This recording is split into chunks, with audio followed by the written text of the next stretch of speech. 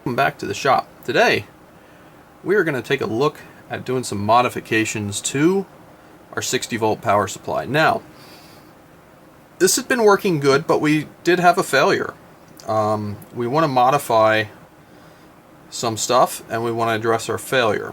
Now the failure, I already have the cover loose here.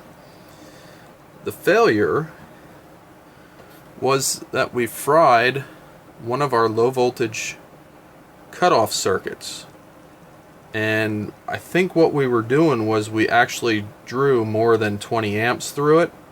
I originally only had these 30 amp breakers and that was what I put in.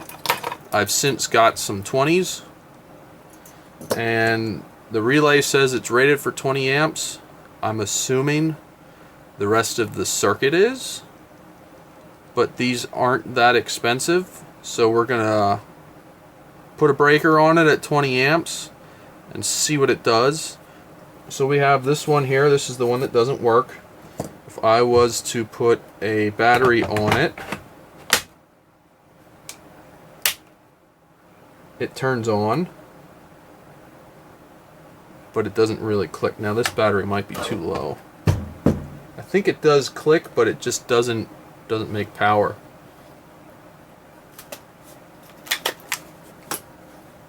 Let's put this battery on. So there you heard it click, but we do not get power out the other side of it. I've metered it. It doesn't, no power passes through the board. So that leads me to believe that the relay contacts are what failed. So that's why we're gonna dial this back to a 20 amp breaker. You can see if the camera will focus. There you go. It's a 20 amp relay. Now we could do some other stuff with this. We could put an interposing relay in and just basically beef up the contacts here. I don't think I want to get into all of that just yet, because I can put 2 batteries on this and run it. So if I have a breaker that's going to protect the relays or the low voltage cutout, if we trip the breaker before we fry the board or the relay contacts, then we should know that we need to put the other one on. So I think that's going to be our way around it. If this thing is drawing significantly more current, then we'll probably have to do something about it. I know there's inefficiencies in all of this. We're coming in, we're stepping up the voltage to step down the voltage. But this allows me to run the bigger tools and get a good current reading on what the tools draw. So I'm okay with the inefficiencies. It's just we'll have to charge batteries sooner. That's okay. We can deal with that. So we have 2 20 amp breakers. We're going to swap these out. Our 30s. We have our new low voltage cutoff board. Now we also have, I don't know if I'm going to put this in right away or not, but I got it. This is a temperature switch basically, and I have 2 fans that I plan to hook up. These are just like squirrel cage blower fans that I can at least move some air through the housing here, because I have a feeling if we run this too long, things might get a little hot.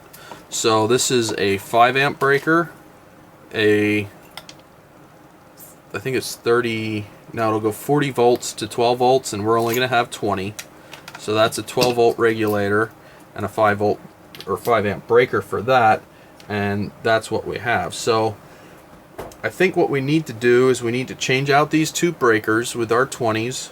We need to change out this board. We need to remove our power source so everything's safe. And we'll see about changing around diodes as well. We might get into some of that. It's working the way it is, but as pointed out by some of the viewers, it is not working properly. So I'd like to at least get it back to being functional, and then we can take it from there. So, first things first, I think I need to get these breakers, or at least this breaker, removed. Because if I remove this breaker, then I can access this low voltage cutout a little bit easier. So let's get that unplugged. And then we can see about getting this off here. A lot of times I didn't kill these, we could just twist them and break them loose. So we'll still have some 30s here in the shop. I was just threw these in because it's what I had. Run what you brung type situation. Not that there's anything wrong with these, it's just not the right size for what we want to do. So now I gotta get some sort of nut driver to get these fasteners off, and we'll put this board in where this board is, and we should be back to our base level. Okay, so we're going to use an extra long 1/4 inch nut driver in the hopes that we can get in here and spin all of this loose. Okay, so we're going to use, this time we're going to use a Milwaukee 1/8 inch screwdriver. These aren't bad screwdrivers, they're kind of Chinesium, but this one's got a fair amount of use on it, and it's never really been all that bad. Here's our board. Do we see anything? Ah, we do. It appears as though there's a fusible link on this, and we burned up, well, I don't know that I'd say it's a fusible link, but I'd say we blew out the little bus jumper that is inside of this. It's very thin, but you can clearly see, I cleaned it up here, clearly see where it burned open right there. So if we look at the other one right there, you don't have that burned up mark. So that's interesting. We'll see if that's a common failure mode. We were running a bigger tool when this failed, so that's okay. Live and learn. Now, one thing we might also want to do is, since I have this all apart, maybe I want to jumper, maybe we want to play around with these diodes. Well, let's get it back together first and see what we got, and we can go from there. So I was wondering if when I tightened this, maybe I twisted it and created a weak point, but it doesn't look like that's the case. It just looks like that got hot and that thin connection just burned up. So not this one. This is all much larger. The negative, you can see the negative kind of runs through the whole thing here. The positives appear to be the fusible. It's just one of those things, you get this stuff, it's Legos. They're cheap, easy to get parts, but this is kind of what happens.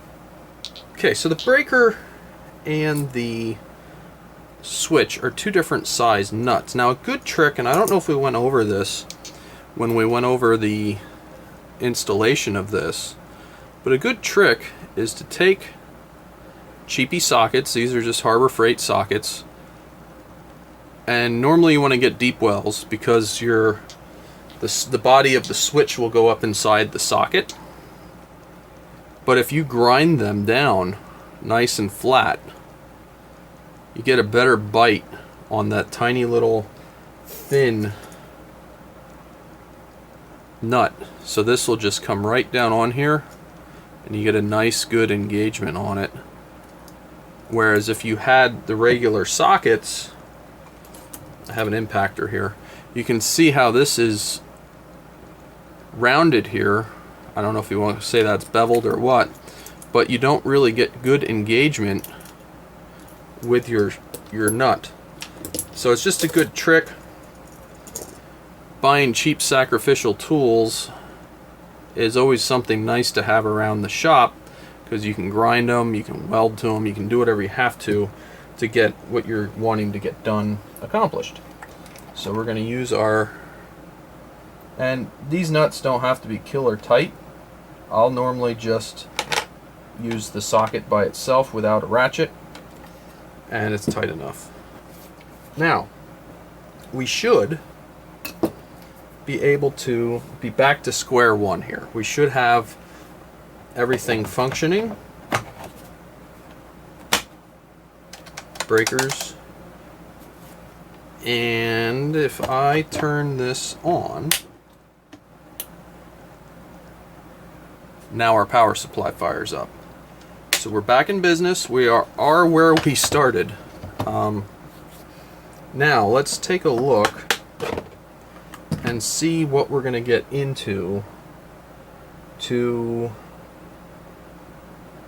modify this so that the diodes are correct. And there's an inefficiency here because I did these diodes not the most efficient way. I have voltage drop on this set of diodes, and I have voltage drop on this set of diodes. If I put these here, then I only have one set of voltage drop. I'm just trying to think of what I want to do here. I might just bolt all of these ring terminals together and get rid of these brackets, because I was going to use those brackets to mount these fans back here into the back of the cabinet. I don't think I'm going to do that today, but maybe we can at least get our diodes swapped around. So let's take a look at what we're getting into to achieve that. And now we'll just take some tape and just tape this up so that it's not something that can have a direct short, because that's never fun. We don't necessarily need it to be perfect, we just need it to be insulated. And that ought to get us what we're looking for. So now what we can do is we can go with our 5/16 nut driver, and I really do like these long handled nut drivers. I generally like long handled tools just because it gets your hand out of the workpiece. We're way above, we're not into anything, it's actually quite nice. When I originally did this, I was thinking I only needed a diode on the negative, but it didn't give me what I thought I was going to see. So I ended up putting one on the positive as well. That was very well pointed out by a viewer, and we should only need 2 diodes to do what we want to do here. And I just happened to get the polarity wrong on these. Had I tried the other polarity, I was thinking one thing and reality was another. And that happens. I mean, I'm not gonna sit here and say I'm the guy that knows everything about everything. In fact, that's not at all true. In fact, I'm the guy that knows a little about stuff. I know a little about many things, I just don't know a lot about anything. So let's do some swapping here. And what we want to do is stop reverse current from flowing. So I was thinking about this in the direction that the circuit current was flowing. And let's see here, maybe we can see the marks. So if you look at these 2 diodes, one of them stops current flowing in this direction, and the other one stops it from flowing in this direction. So I was thinking I didn't want the negative to come in to here, but I don't want the negative to go back to the other battery. So I actually do need this diode. Just thinking about it backwards. It happens. Okay, so we're going to meter this quick, and we're going to see what we got. So I'm going to turn on one of the batteries, and we're going to go to here and here. We got 18.05. Now we're going to turn on the other battery. We got 18.78.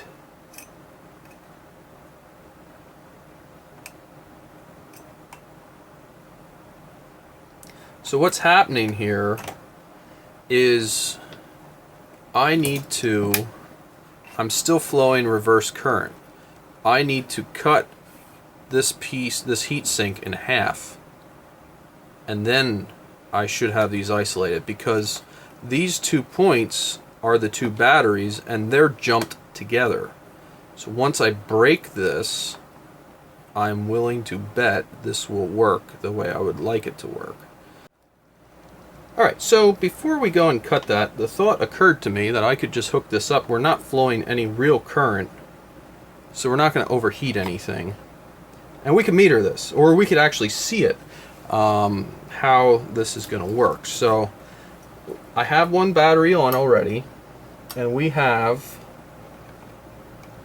right here between the negative, it's a little hard to get down in there to meter that. We have no voltage. There we go. We have 18 volts in between. We're going to turn on the other battery, and we still have 18 volts in between there. Turn off the other battery, still 18 volts. So they are isolated, which is exactly what we want. Now we should be able to go on here and come over to here, the positive. We have 20 volts. We should be able to isolate this, and we're reading the other battery voltage, so it's perfect. This is exactly what we want. I will cut this heat sink and we will reinstall it, and we'll be good to go. So we'll only have one set of diodes creating that. The problem we were having was I was thinking I needed a common negative source, so I had both of these two jump together. I think a viewer said they were shorted, which originally threw me off, because negative's negative. It's not a short in my mind unless you go negative to positive. But he is correct. This point of potential was referenced to the other battery, and that's not what we want. We want them separated. So we're going to cut this heat sink, and we'll be good to go.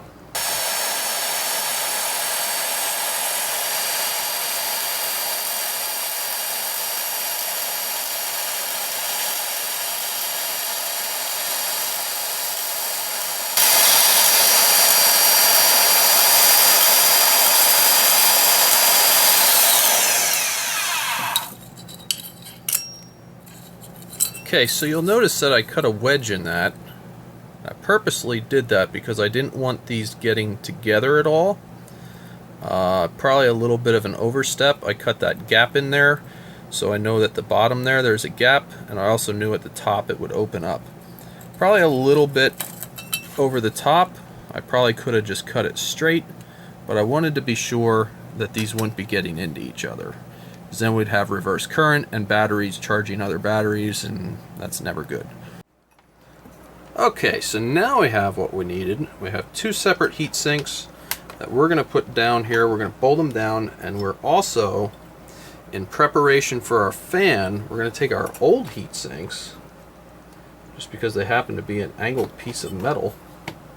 We're going to put them just like this at a 90-degree angle, so that what we can do, hopefully, is have this sit here just like that, and have our fan mounted as well.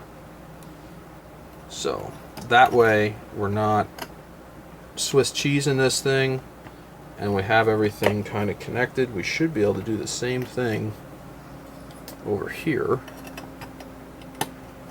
and have everything go together.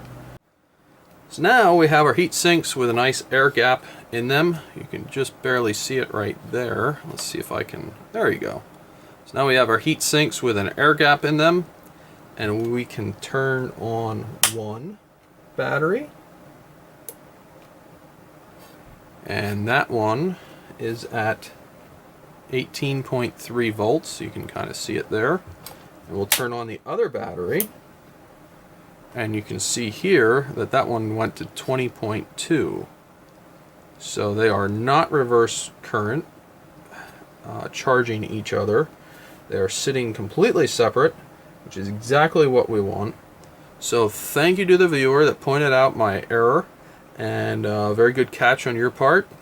We got this thing set up now with one set of diodes, less voltage drop, and we're set up now with these here for future when we go to mount our fan controller in here.